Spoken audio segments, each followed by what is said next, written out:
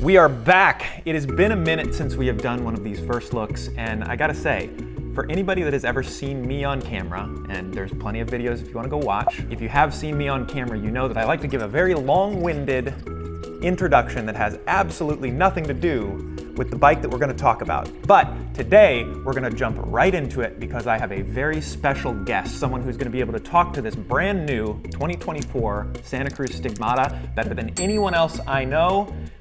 Let's bring into the frame Tobin Ortenblad. Let's check out that bike.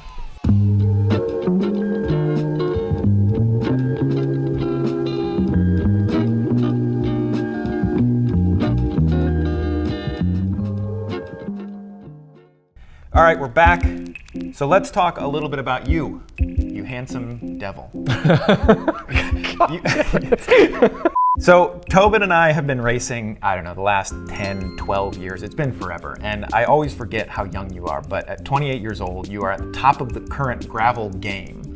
Tell me a little bit about what you've been doing racing and kind of how you got to this point in the team that you're on. Yeah, so I signed with Santa Cruz in 2016, specifically to race cyclocross for them on their first carbon Stigmata. They had one before that, but in 2016, they released the Stigmata 2 as their first go at the carbon Stig.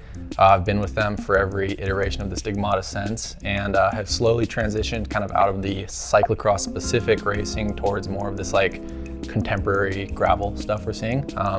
I currently race for Santa Cruz's endurance program called the Santa Cruz Hit Squad with two teammates, Alexis Scarda and Keegan Swenson. And yeah, we're doing, every kind of bike racing there is as long as it's endurance. We're doing, Unbound at 200 miles, a little bit of, we've got Leadville coming up. So if it's pedaling and it's spandex, we're doing it. Great, and you guys do have some great equipment. We're here to talk about your bike, specifically the brand new Stigmata. Why don't we get into it? Yeah, let's do it.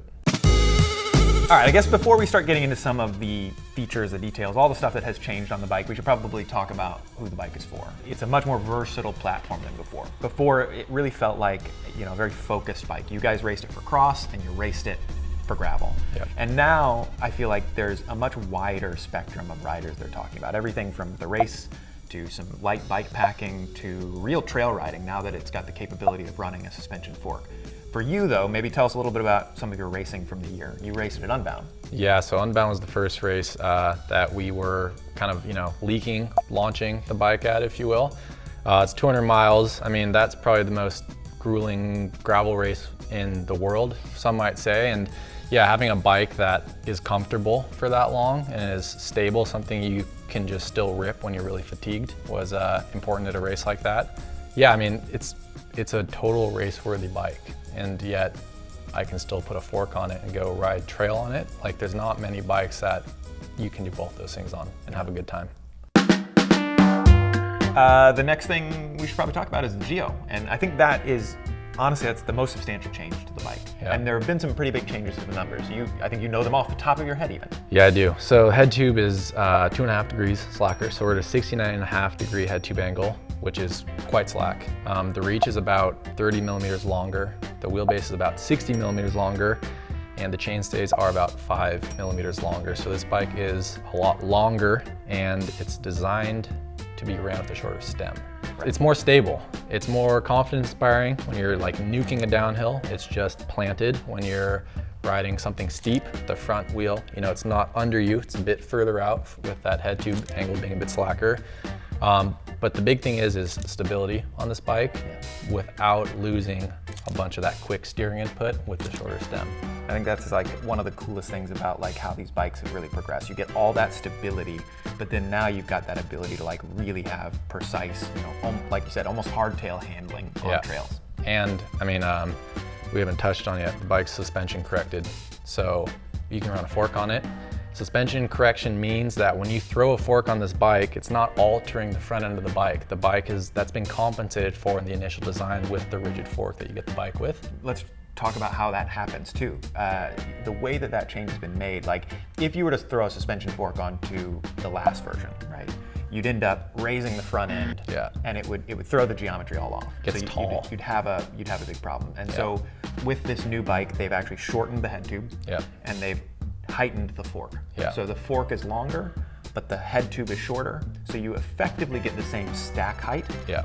The front end of the bike is not raising, Exactly. but now you've got that extra room for suspension. So if you look at the fork, there's actually a ton of extra clearance around the crown, Yeah. which means you can go over to a suspension fork or you can run the stock fork that comes on it. Well, I guess you can buy it either way, Yeah. but you've got that ability to swap back and forth. Totally. Let's talk a little features. There's a bunch. So I think the easiest way is let's just blast through these bad boys. Okay. There's now a glove box. Love it. Just put all your stuff in there, forget about it, leave it in there. When you have a flat tire, you break your bike, it's ready to be fixed. It's there. Perfect. Tire clearance has gone up from 45 as the max to 50 Yeah. as a max. I think you could probably go bigger, push your luck if you want, but I would probably a little bigger maybe. You're pushing your luck. You've also got the ability to run a new transmission UDH derailleur. Yeah. UDH That comes in handy when you run through a big puddle of mud. Yeah, I mean, the UDH was great. The transmission was great. It unbound with the mud. Nothing was going to break off. We've all seen the marketing videos for that. They don't break. Yeah. Can we have you try to break your derailleur off? I won't stand on my derailleur. Okay. And then some things that maybe carry over from last, but fender mounts. Fender mounts, yep. You're a big fender man in the winter. I hate riding in the rain. I hate it a little bit less when there's no road spray. Right, when your butt's not soaking wet. Like when you roll on the street 2 minutes from your house and you're already soaked, the worst training day. I'm going home around the rollers. Exactly. And then 3 bottle cages. Do you run 3 bottles when you race? I have ran 3 bottles, yeah. And I mean, I think that 3rd bottle cage is particularly nice for bike packing where you might have a frame bag in that front triangle to put it down low. So it's nice to have it. And sometimes you will use 3 at a time. Other times, maybe just 1 down at the bottom of the down tube. And the last thing to mention is that the size range goes from small to extra, extra large. If you've ever seen an extra, extra large bike, they're huge. They're big. Yeah, pretty big. Our boy Reggie Miller can fit on them then. Right, so anybody from smallest to NBA star can fit on a new Stigmata. Exactly. So, there you go. The one last thing we should probably close out on, threaded bottom bracket. Yeah, Everybody loves to you talk love about to a see it. threaded bottom bracket. It's just easy. It is. There's no frills, just works every time. Good and reliable. Like a Cummins diesel engine. I think that's pretty much it. Outside of riding this thing outdoors, which you've had plenty of experience on, I think that's pretty much all of the new updates for the brand new Stigmata. You can swing by any of our locations here in California or lovely Colorado, and if you're not in one of those 2 places, please hop online. All the information will be there. Feel free to give us a call. Tobin, I will see you at the races.